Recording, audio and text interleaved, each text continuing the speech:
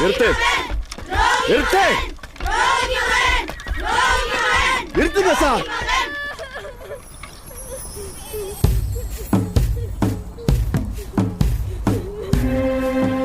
குழந்தை மனசுத சாமி இருக்கிற குடில்னு பெருமாச்சின பேச்சு சார்.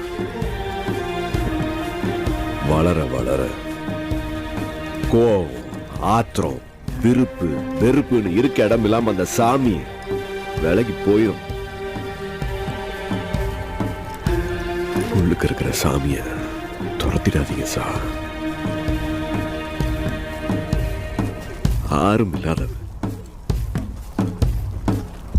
பாரி அணைச்சுக்க சார்.